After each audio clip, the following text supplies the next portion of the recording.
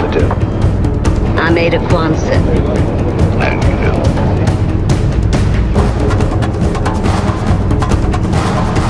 Guerrero, listen to me. They know about you on the ground. You'll kill yourself or nothing if you explode that bomb. Give me the case. Grab him! He's got a bomb! Olá pessoal, eu sou o Marco Moretti e esta é a Arca do Moretti, meu podcast semanal sobre cinema, literatura, histórias em quadrinhos e outros assuntos correlatos. Neste episódio nós vamos conversar sobre um dos gêneros mais populares do cinema nos anos 1970. Estou me referindo ao gênero do filme catástrofe, que atraiu multidões às salas de cinema naquela época.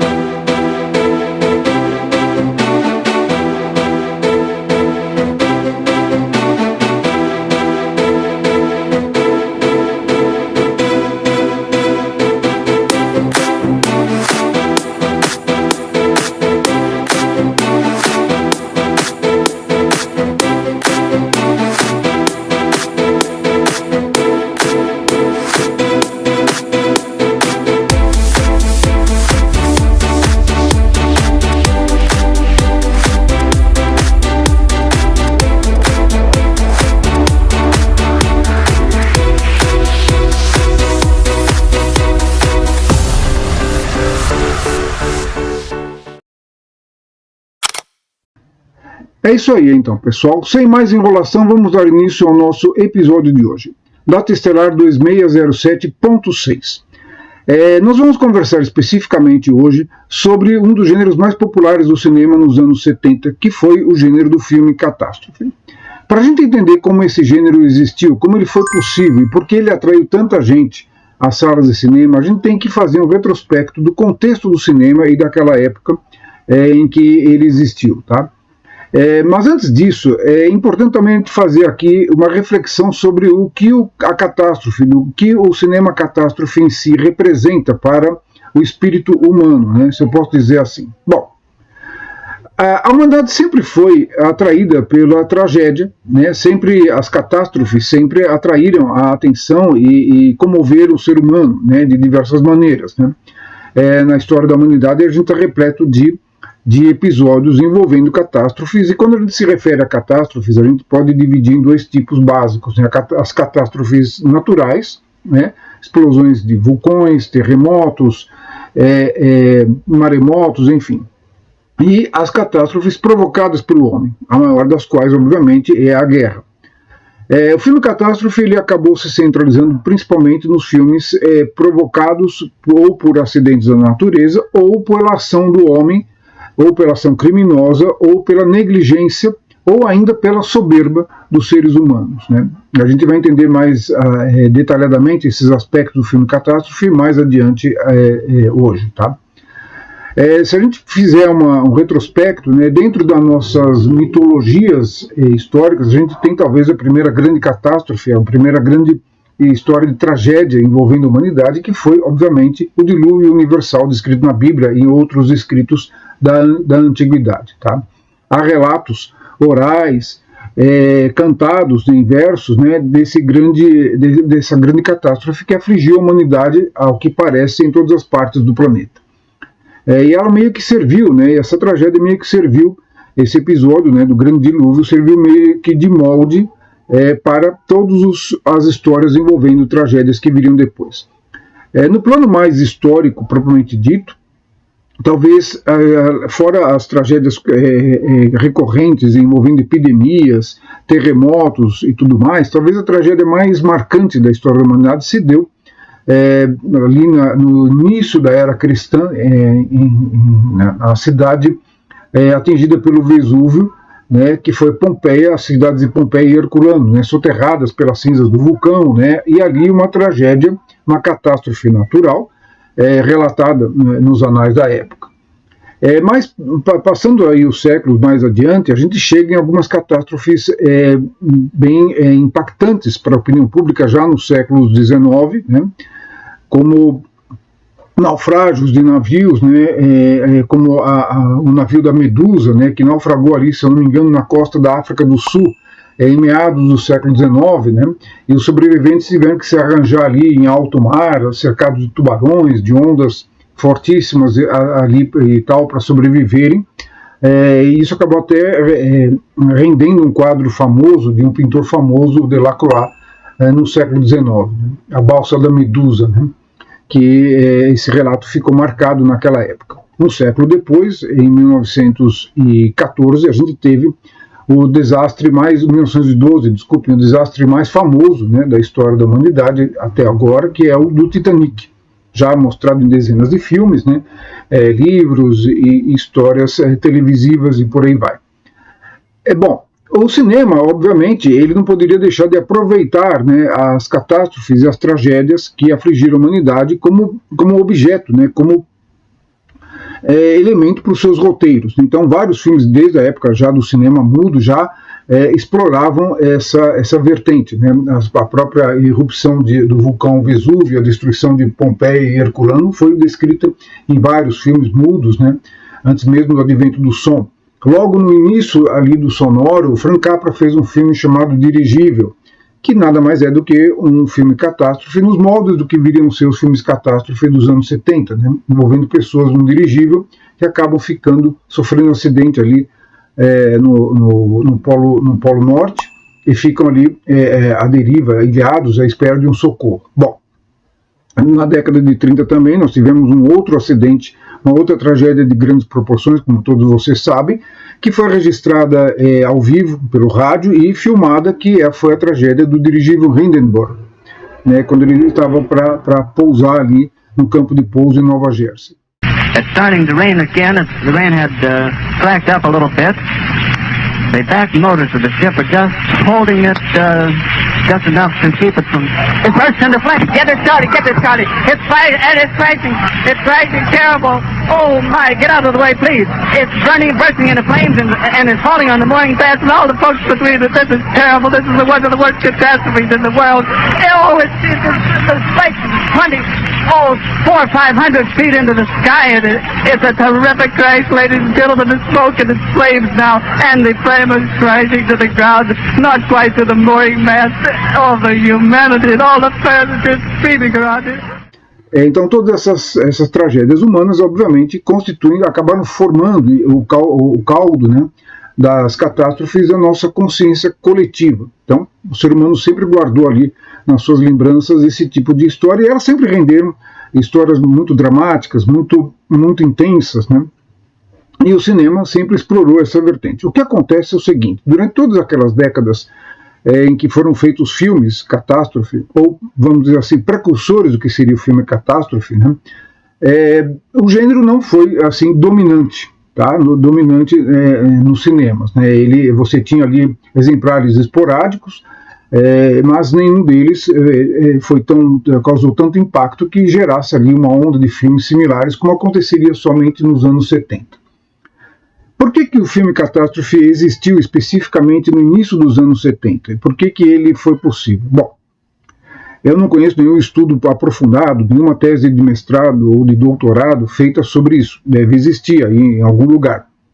Mas há algumas explicações psicológicas, sociológicas e históricas para a gente compreender um pouco sobre a emergência do filme catástrofe no início dos anos 70. Bom, se vocês bem se recordam, né, nesse período, né, os Estados Unidos estavam envolvidos numa guerra terrível, que foi a Guerra do Vietnã, que vinha provocando ali severas baixas e a incerteza, né, dos Estados Unidos se iriam ganhar ou não a guerra, a ascensão das potências comunistas, né, lideradas pela União Soviética, era uma constante ameaça, né, ao poderio e à estabilidade norte-americanas, né, e não só isso. No início dos anos 70, os Estados Unidos também passaram por problemas políticos que acabaram deflagrando ali entre 72 e 74 o processo do impeachment do então presidente Nixon, um episódio que ficou conhecido como o caso Watergate. Então todas essas conturbações políticas acabaram contribuindo de alguma maneira para preparar o espírito do público, principalmente o público norte-americano, para o filme catástrofe. É como se o filme catástrofe fosse uma elaboração dos temores e dos medos e dos anseios da população, principalmente a população norte-americana naquela época, pelo que viria, pelo que estava acontecendo no país, com o país deles e o que poderia suceder dali, né? Então o medo ou a preocupação de que as coisas desandassem, né, e que muita desgraça acabasse se sucedendo devido a esses eventos históricos ali, certamente foi um elemento que contribuiu para o interesse das pessoas pelo filme Catástrofe, né, que soube, obviamente, captar, né, esse espírito ambiente. Isso explica também por que o filme Catástrofe, em décadas anteriores, não teve popularidade que teria no início dos anos 70, tá? Principalmente a primeira metade dos anos 70, especificamente entre 1970 e 1975. A partir daí, até o final daquela década, o filme Catástrofe entra em decadência profunda, né?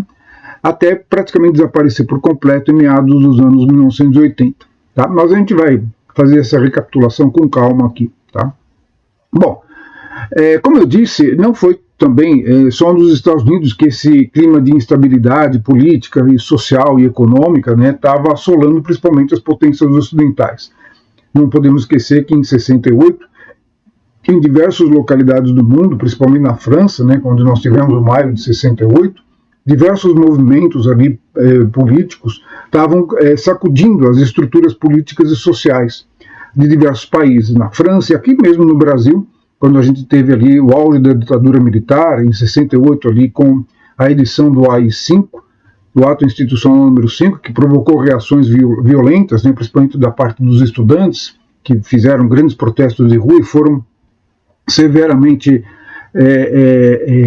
rechaçados pelas forças policiais e militares da época. Então, essa instabilidade social e política estava no ar naquele período, junto a ela, nós também tínhamos uma instabilidade de costumes. Não esqueçamos que a gente estávamos passando ali por uma revolução muito radical de costumes, em que os velhos valores antigos, conservadores, estavam sendo severamente questionados e postos de lado, ou subvertidos. Era a época da cultura do paz e amor, do amor livre, do sexo, drogas e rock and roll, lá, que dominou os espíritos principalmente dos jovens, da juventude da época, movimentos como o Festival de Woodstock colocavam isso em evidência. E isso acabava também assustando os setores mais conservadores, os setores mais voltados para uma tradição da cultura americana e da cultura ocidental, clássica. Acabava colocando ali um medo de que, de alguma forma, o tecido social estava se rompendo e que algo muito ruim adviria disso. Todo período de mudanças, a gente tem que entender isso, acaba provocando essa instabilidade, esse anseio, essa ansiedade. É natural. As pessoas estão acostumadas com um modo de vida, com um estilo de vida, com uma forma de levar as coisas, e de repente, quando as bases desse contexto social e político e econômico começam a ser abaladas, isso provoca, obviamente, todo tipo de incertezas. The departure of Flight 3 for Los Angeles and Honolulu at Gate 20. I'd like to find out if my husband's on that flight. His name's Dio Guerrero. May have an explosive device in a attaché-type briefcase. How do we know the man is not just an ordinary eccentric? He'll blow out a hunk of the fuselage right here. He'll get sucked out, won't he? So will anybody sitting next to him. Bom, então vamos lá. Em 1968, o escritor Arthur Haley publicou um livro que se tornou um best-seller imediato chamado Airport. Eu tenho até aqui, em algum canto aqui da minha biblioteca, ainda o exemplar que eu li desse livro quando eu ainda era garoto. Eu li esse livro ali quando eu tinha uns 12, 13 anos, Ele está amarelado, está enfiado em algum canto aqui. Era um tijolão de umas 500, 600 páginas, Na época eu ainda era muito garoto, certas partes eu não compreendia direito, Mas basicamente o livro era centrado nas agruras de um dia ruim dentro de um aeroporto, em que um homem perturbado, ele carrega uma bomba para dentro de um avião, um voo de avião ali no território dos Estados Unidos, e planeja explodir, detonar a bomba no meio do voo, e para assim recolher o dinheiro do seguro e para dar à sua pobre mulher. Então, basicamente, esse era o trecho principal. As intenções dele acabam sendo descobertas e há uma corrida contra o tempo para evitar que a bomba exploda, e o avião seja completamente destruído e todos os passageiros e tripulantes mortos nesse evento. Bom, essa história, embora fictícia, ela foi inspirada em fatos reais que aconteceram nos anos da década de 1950 e também na década de 1960, muito similares ao que o Arthur Riley descreve no livro dele, né? É o mesmo princípio, um homem perturbado carregou uma bomba, né, em voos de longa duração, e detonou a bomba, destruindo nesses dois casos que ocorreram, a história terminou mal, não como no livro e como no filme que foi feito a partir dele, né? Não houve nenhum sobrevivente, os dois aviões explodiram com a detonação da bomba, né? E com os mesmos motivos. O primeiro era para conseguir dar o seguro para a mãe dele e o segundo para a esposa dele. O que se sabe a respeito do segundo caso é que não adiantou nada o atentado, porque no final das contas o seguro ficou constituído como suicídio, né? E o seguro acabou não pagando nada para a viúva do sujeito ali. Bom, a história mesma, a tragédia, né? As tragédias aéreas, como eu disse há pouco tempo, já vinham sendo filmadas de alguma maneira ou de outra em vários filmes nas décadas anteriores. Mesmo na década de 50, em 1954, houve um filme estreado pelo John Wayne e dirigido pelo William Wellman, chamado Um Fio de Esperança, que já contava uma história bastante similar, né, sobre um problema, um desastre, era um problema no motor de um avião de passageiros, né, e aí todo o drama envolvendo, já estão ali as bases do que seria ali o filme Catástrofe, mais de 10 anos depois. Bom, com o lançamento e o sucesso do livro Aeroporto, né, o produtor da Universal, chamado Ross Hunter, resolveu comprar os direitos e fazer uma adaptação para o cinema do livro. O Ross Hunter, ele tinha sido ator, tinha começado a carreira dele como ator, fez alguns poucos filmes lá, meia dúzia de filmes, mas logo resolveu mudar de lado e passar para trás das câmeras e se tornou produtor, né. Ele produziu algumas das comédias mais populares dos anos 50, estreladas pelo Rock Hudson e a Doris Day, e alguns dos filmes do diretor Douglas Sirk, como Imitação da Vida. Quando aí, no final dos anos 60, né, depois da publicação do livro Aeroporto, ele resolveu então fazer um lance ousado e adaptar o livro. O chefão do estúdio na época era o Lew Wasserman. Lew Wasserman, só para vocês contextualizarem, né, ele tinha adquirido a Universal anos antes. Se vocês bem se recordam dos meus podcasts passados, eu expliquei um pouco da história da Universal, fundada pelo Carl Laemmle e o Carl Laemmle Filho, lá nos anos 20, e lá pelos anos 30 os dois perderam, né, o controle acionário sobre a empresa, né, sobre o estúdio deles. Depois a Universal foi passando por várias mãos, até que no finalzinho dos anos 50, o Lew Wasserman, que era presidente da MCA, a Music Corporation of America, acabou comprando, né, o estúdio da Universal e aí se tornou o chefão do estúdio. Pois bem, o Wasserman, ele não acreditava que o filme feito a partir do livro seria um grande sucesso e tentou a todo custo conter os gastos na produção do filme. Mas o Ross Hunter insistiu que o filme seria, sim, um grande êxito de bilheteria e tocou avante o projeto. Bom, o filme Aeroporto, que foi feito então, ele seria lançado em 1970. Ele teria um elenco estelar que já determinou o estilo do que seria dali para frente todos os filmes catástrofe. Então o filme Aeroporto é o filme, vamos dizer assim, inicial da onda de filmes catástrofe dos anos 70. Tá?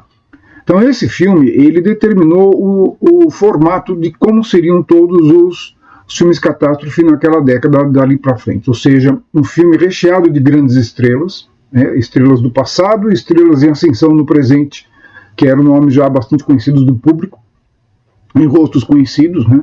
Então você tem grandes astros que fizeram filmes do passado, no caso do Aeroporto, o Burt Lancaster, o Dean Martin, o Van Heflin, que faz o papel do sujeito perturbado que explode a bomba, né? Nós temos o Lloyd Nolan, e depois temos algumas atrizes mais atuais na época, que estavam ali no seu auge de estrelato, como a Jacqueline Bisset, a Jean Seberg, que já vinha fazendo filmes de sucesso desde os anos 50, a musa do Nouvelle Vague, com Acossado, enfim. Então o filme foi cercado por esses grandes nomes aí, e um dos nomes mais importantes do filme, obviamente, a gente não pode esquecer, ela é Helen Hayes, a velhinha simpática, que faz o papel da velhinha clandestina no avião. E na verdade foi ela a única pessoa no filme a ganhar um Oscar pelo papel, o Oscar de atriz coadjuvante por esse papel marcante. Todo mundo, quando lembra do aeroporto, lembra do papel da Ellen Hayes. Ellen Hayes era uma atriz lá das antigas, que fez alguns filmes ainda no início do período sonoro, né, como Adeus às Armas, co-estrelado pelo Gary Cooper, e ela era uma atriz ali, meio que já estava veterana, né, já em fim de carreira, e ganhou o seu merecidíssimo Oscar de atriz coadjuvante pelo papel da simpática velhinha clandestina no avião. Tá? Bom, o projeto do filme envolvia usar locações reais de aeroportos. Né? O livro se passa no aeroporto Lincoln, que fica em Chicago. Mas, por razões, vamos dizer assim, de logísticas, né, as filmagens foram feitas em outro aeroporto, um aeroporto que cobria as cidades de Minneapolis e St. Louis. Todo aquele saguão que aparece é desse aeroporto. Apenas o exterior, que aparece nas sequências iniciais e finais do filme, com o estacionamento, foram filmadas de fato no aeroporto Lincoln. Né, no aeroporto Lincoln. O avião usado era um Boeing 707, né, o exterior do avião era um Boeing 707, né, alugado ali para fazer, durante alguns dias, né, para fazer aquelas cenas em que o avião decolava, pousava, ia em voo. Né, ao lado dele foram usados alguns modelos ali para poder filmar nas sequências mais dramáticas do filme. Depois eu vou contar uma curiosidade sobre esse avião real, esse avião da vida real. Né. O interior do avião, obviamente, foi feito em estúdio, né, enfim. There's no mistake. He's in 23A. What amount policy were you considering, Mr. Guerrero? 150,000.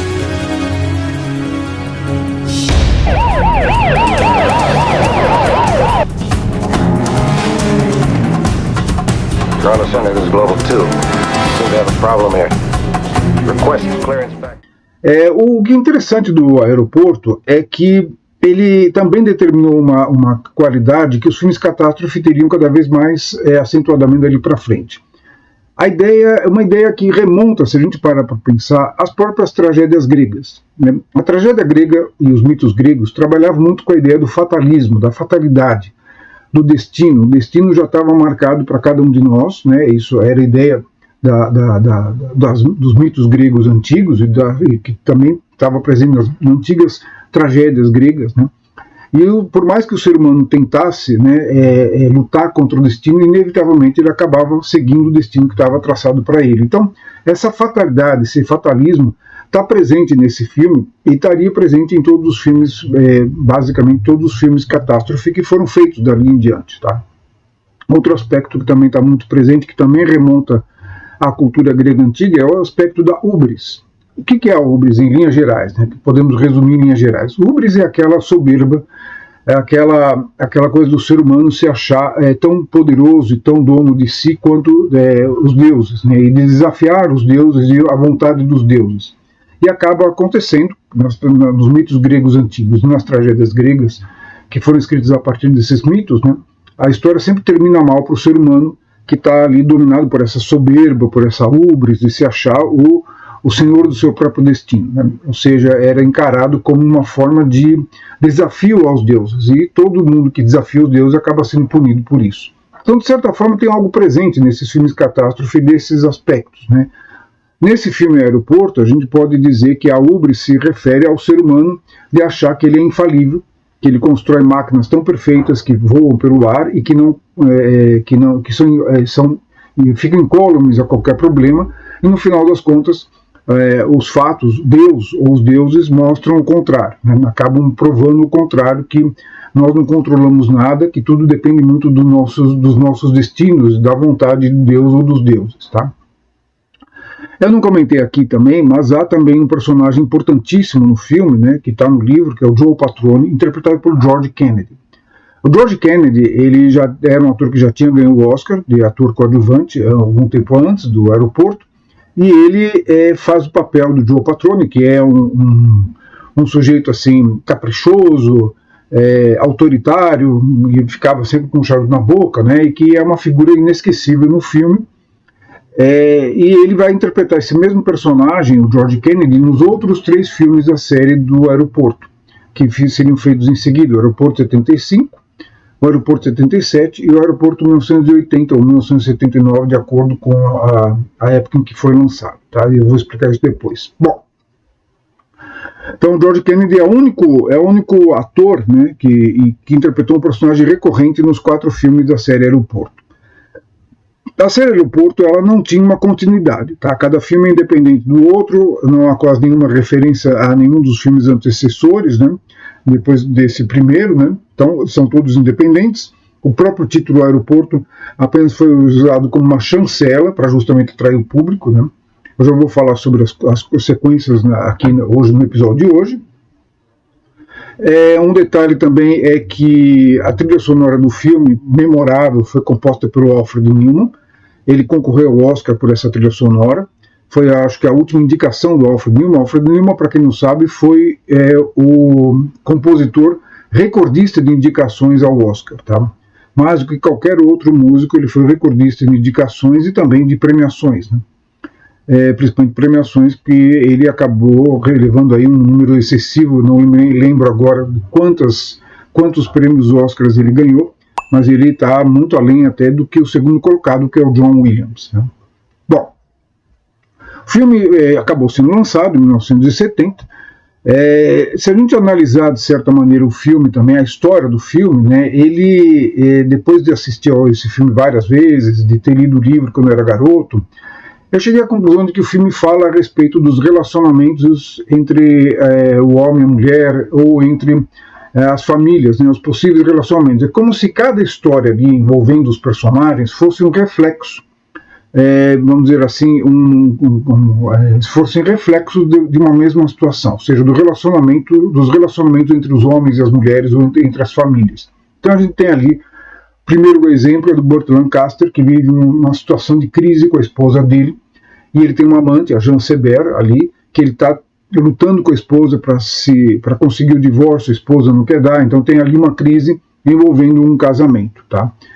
O outro exemplo ali, a gente pode ter outro exemplo também similar, né, é o do Dean Martin com a Jacqueline Bisset. O Dean Martin era o cunhado do personagem do Burt Lancaster no filme, ele faz o piloto, o comandante do avião, e ele engravida uma das comissárias de bordo, interpretada pela Jacqueline Bisset. E aí ele vai ter que ver o que ele vai fazer, vai assumir a criança, vai se separar da esposa, também um problema também envolvendo relacionamento, um casal. A própria história da velhinha, da Helen Hayes, ela fala muito sobre o ex-marido dela, que ela era viúva tal, e conta a respeito do casamento dela. Então a gente tem outro viés, um outro exemplo de um casamento. E finalmente, o exemplo talvez mais acabado ali é o casamento perturbado entre o personagem do Van Heflin, né, que é o sujeito que carrega a bomba, né, para explodir, e a sua esposa, interpretada magistralmente pela Maureen Stapleton. E ali mostra um casal já de mais idade, enfrentando problemas, dificuldades econômicas ali para sobreviver, e aí também nós temos aí uma outra mostragem de um casamento problemático. Então, basicamente, poderíamos dizer que o filme Aeroporto, ele ilustra problemas envolvendo relacionamentos matrimoniais, se podemos dizer assim, ou o casamento, né, o relacionamento em várias famílias, tá? E a própria explosão da bomba, né, no auge, no clímax do filme, né, tem ali uma qualidade, né, dramática, né, que acaba sendo metafórica a respeito dessas situações ali de crises familiares, tá? Isso é uma interpretação minha, obviamente. Vocês podem não enxergar isso no filme e achar que o filme é apenas uma história de entretenimento. A propósito, né, o livro do Arthur Riley, ele é muito mais minucioso em torno da construção dos personagens, das motivações de cada um dos personagens. Esses dramas familiares que eu mencionei aqui são explorados no livro em profundidade muito maior do que no filme. E um outro aspecto, o livro, justamente, o forte dele, a base dele é o aeroporto, por isso o nome do livro, Aeroporto. O filme subverte isso. Na verdade, o ponto alto do filme não é o aeroporto e os problemas do aeroporto, do dia a dia do aeroporto, mas o avião, a tragédia envolvendo ali o voo e o cara carregando uma bomba ameaçando explodir durante o voo, né? Então o filme é um filme mais de ação, mais dramático, envolvendo mais essa questão do terrorismo a bordo de um avião, tá? Então a gente tem todos esses aspectos ali que caracterizam o filme Catástrofe e o modelo do que seriam os filmes de catástrofe dali para frente, né? São feitos sacrifícios no filme, alguns personagens queridos sofrem com a tragédia, o perigo iminente sobre todos os passageiros e tripulantes acaba fazendo com que o filme ganhe uma voltagem dramática muito grande. Em termos de efeitos especiais, o filme, para os padrões de hoje, é bastante simplório, bastante simples, não é muito elaborado, né? Até porque não foi feito como eu falei há pouco, né? Não foi feito com grande orçamento.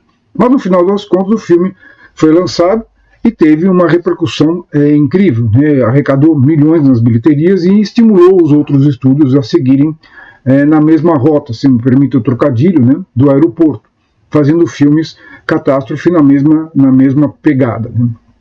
Um detalhe curioso, que há uma história envolvendo o Brasil nesse capítulo, que pouca gente talvez saiba, mas o avião usado no filme, o 707 da vida real, ele acabou também sofrendo um acidente aéreo muito grave, ocorrido aqui mesmo, em São Paulo, no Brasil, né, no aeroporto de Guarulhos, em 1989. O avião já pertencia a uma companhia tinha sido transformado num avião de carga, e ele sofreu um acidente quando ele estava pousando aqui no aeroporto de Guarulhos em 1989, o mesmo avião que a gente vê sendo usado no filme. Então a gente tem ali uma relação do Brasil com esse filme Catástrofe, e a gente vai ver daqui a pouco que não foi a única relação do Brasil com os filmes Catástrofe, né? Mais adiante a gente vai ver aí também outros pontos de contato do nosso país com os filmes Catástrofe, tá bom? Então, a partir daí, então, os outros estúdios começaram a pensar em projetos similares ao do aeroporto, tá? É isso aí, então, pessoal. Espero que vocês tenham gostado deste episódio de A Arca do Moretti. Não esqueça de dar o seu like e se inscrever no canal para saber das novidades. Na próxima semana continuaremos a nossa retrospectiva sobre os filmes Catástrofe que atraíram multidões às salas de cinema nos anos 1970. Até lá, então, pessoal.